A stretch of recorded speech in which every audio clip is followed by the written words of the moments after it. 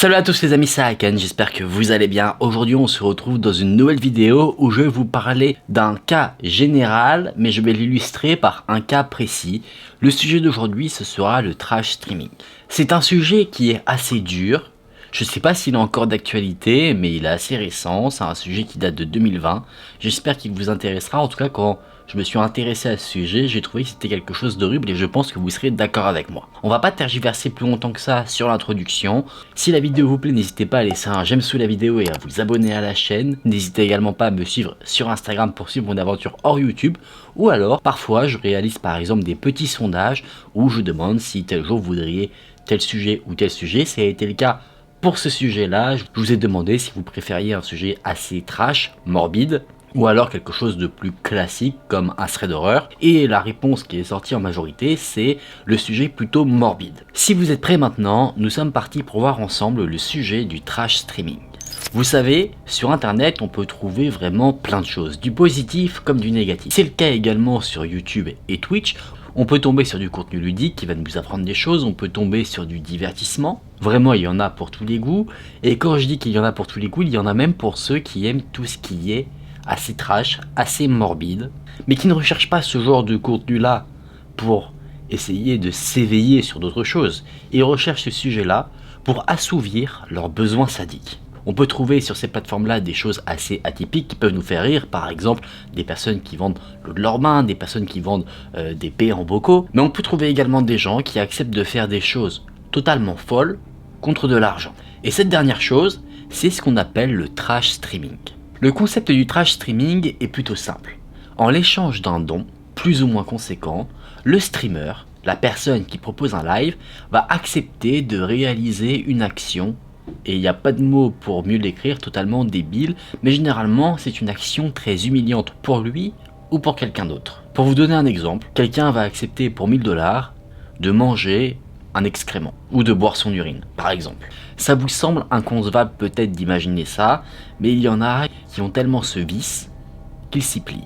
Et ils se plient encore plus facilement quand les demandes sont réalisées concernant d'autres personnes que celles qui réalisent le live. C'est avec les confinements que ce système a pas mal émergé, parce que peut-être que vous vous en êtes rendu compte, mais avec le confinement, chacun était chez soi, donc ils se sont mis sur certaines activités, que ce soit des vidéos YouTube, ce qui a été en soi un petit peu mon cas, c'est là où moi je me suis beaucoup développé, et il y en a d'autres qui se sont lancés sur le stream. Et ce phénomène-là du trash streaming, ça ne va peut-être pas vous surprendre, mais c'est énormément développé en Russie, là où tout ce qui est extrême fait partie de la normalité. Mais en quoi ça consiste précisément? Eh bien généralement la personne qui tient le live est soit totalement alcoolisé, soit sous l'emprise de substances. Il dit à son chat, donnez-moi des défis à faire en échange de dons, et généralement plus la demande est extrême, plus la donation qui s'ensuit est élevée. Et il se trouve que parfois les demandes ont entraîné des conséquences désastreuses allant jusqu'à la mort. Avant de vous parler du cas qui a entraîné la mort d'une personne, je vais vous évoquer quelques exemples de personnes qui ont pratiqué le trash streaming et qu'est-ce qu'ils ont fait en live. Dans le cas de Kirill Zerianov, avant les années 2020, le trash streaming lui est un peu tombé dessus par hasard. Lui faisait un stream plutôt banal où il streamait une de ses soirées et il a commencé à avoir une confrontation physique avec l'un de ses amis. C'est quelque chose qui a cartonné. Le nombre de personnes présentes sur le live a augmenté de manière drastique, il y avait des gens qui faisaient des donations, donc en voyant cela, après coup il s'est rendu compte que cette chose qui s'était passée entre guillemets à son insu avait eu un impact extrêmement positif sur sa popularité et sur sa chaîne.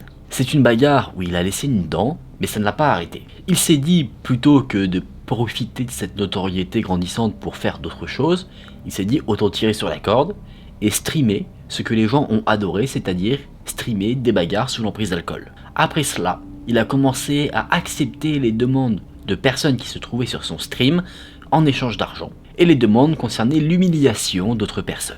Plus l'humiliation était violente, plus le don était conséquent. Une autre personne qui faisait des streams de ce genre, Andrei Borim, lui invitait des femmes chez lui, à Moscou, et en échange d'une partie des donations que le streamer recevait, il leur demandait de réaliser certaines choses. Par exemple, en octobre 2020, une des demandes consistait à frapper violemment la tête d'une des femmes présentes avec le streamer sur une table. Rapidement, étant des pratiques totalement dénoncées par les entreprises qui gèrent les lives, c'est-à-dire Twitch ou YouTube, cette chaîne-là a été supprimée. Mais il continue de pratiquer ce genre d'activité sur des services un peu plus privés comme Telegram. Un autre streamer, toujours russe, Ivan Poryanikov, lui avait une cible bien précise. Cette cible, c'était les sans-abri. En échange d'un peu d'argent, il se permettait de les humilier. Il leur donnait de la nourriture pour chat, à manger. Il leur mettait un seau sur la tête et les frappait. Ou alors, il obligeait deux sans-abri à se battre. Andrei Yashin, un autre streamer, lui, réalisait des lives en compagnie de sa mère. Et bien figurez-vous que pour la somme de 220 €, il a accepté d'embrasser sur la bouche sa propre mère. J'en vois déjà parmi vous qui sont dégoûtés. À de nombreuses reprises, la police est intervenue là où prenaient place les lives des différents streamers qui ont été évoqués et au domicile d'autres streamers qui pratiquent ce genre de contenu. Généralement, il n'y a pas forcément de suites qui sont données pour la pratique de ce genre d'activité parce que les personnes, on va dire, qui sont victimes de ce genre d'humiliation restent quand même consentantes dans un premier temps. Mais les plateformes qui gèrent les streams, c'est-à-dire Twitch et YouTube, eux, agissent et suppriment les chaînes des personnes qui pratiquent ce genre de contenu. Ces trash streamers arrivent à contourner le système en passant par des moyens plus privés, comme je l'ai dit précédemment, notamment via Telegram.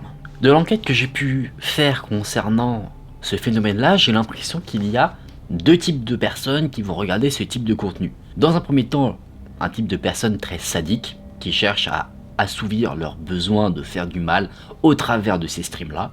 Ils ont un sentiment de contrôle, de pouvoir, ils se disent qu'en échange de quelques euros, une autre personne va faire ce que je demande. C'est un peu la version light, si on y croit, des Red Rooms sur le Darknet.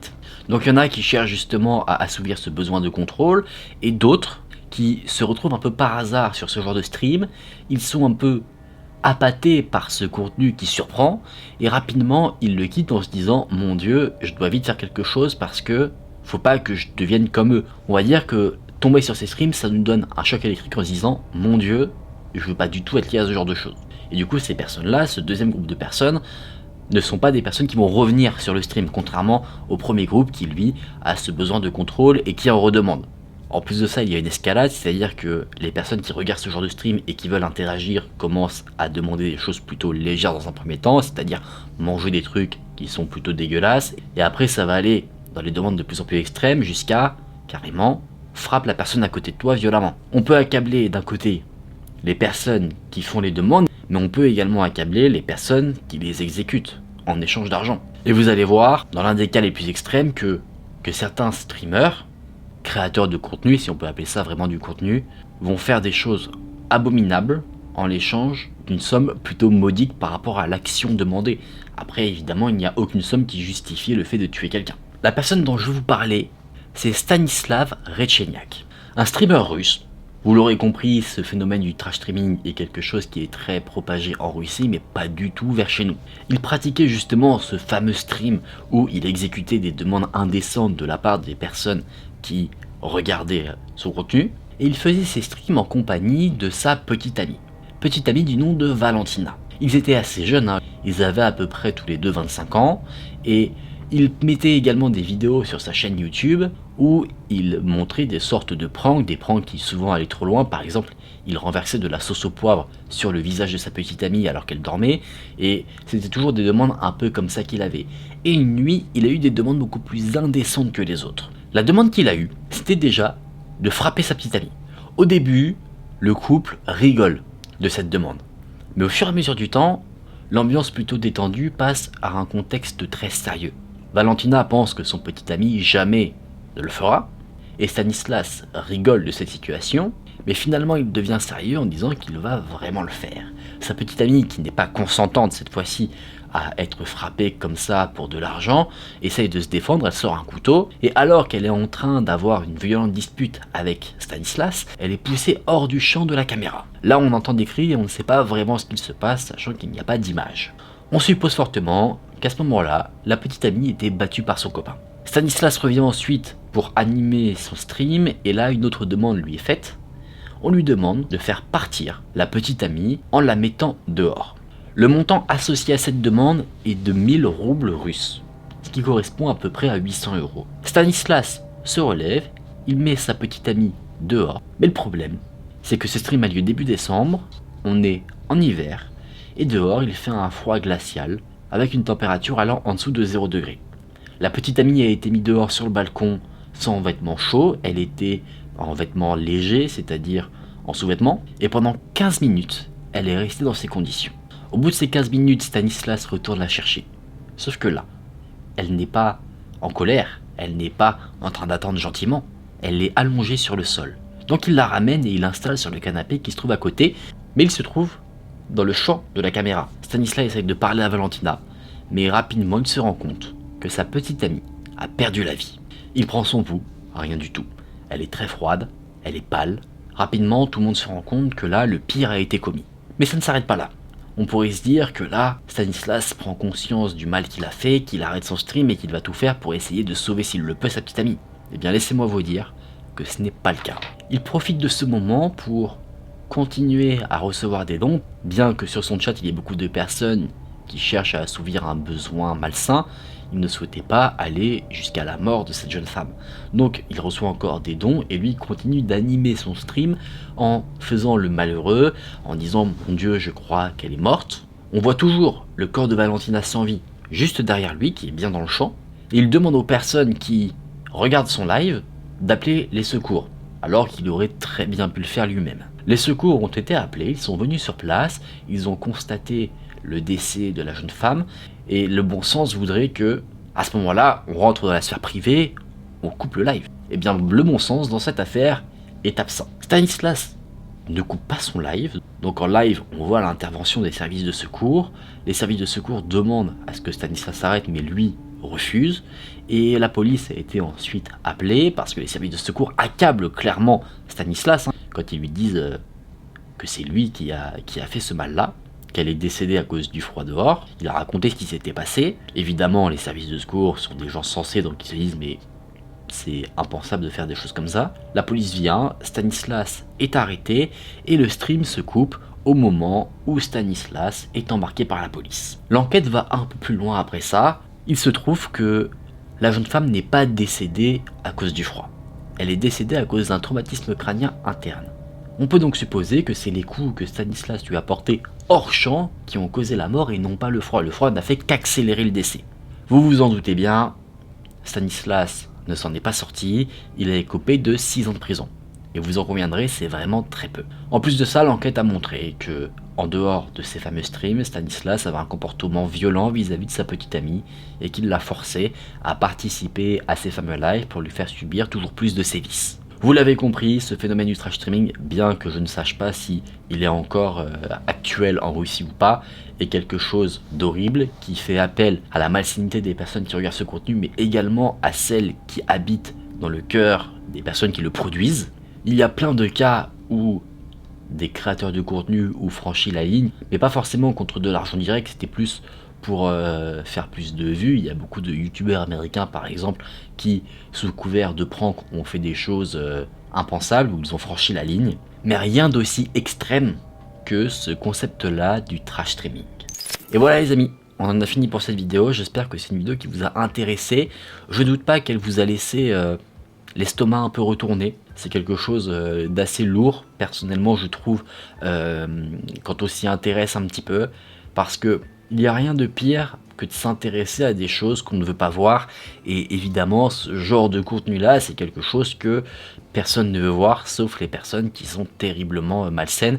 Et je ne suis pas expert en psychologie pour dire que les personnes qui regardent ce type de contenu sont des personnes qui sont comme si, qui n'ont pas de contrôle dans leur vie du coup, donc ils assouvissent leurs besoins de contrôle sur des streams et tout. Je suis pas assez calé pour dire ce genre de choses, mais je pense que les personnes qui participent à ce genre de contenu en faisant des demandes en l'échange de dons, c'est-à-dire fais ça et je te donne 800 €, sont des personnes qui sont tout aussi dangereuses selon moi que les personnes qui produisent ce type de contenu.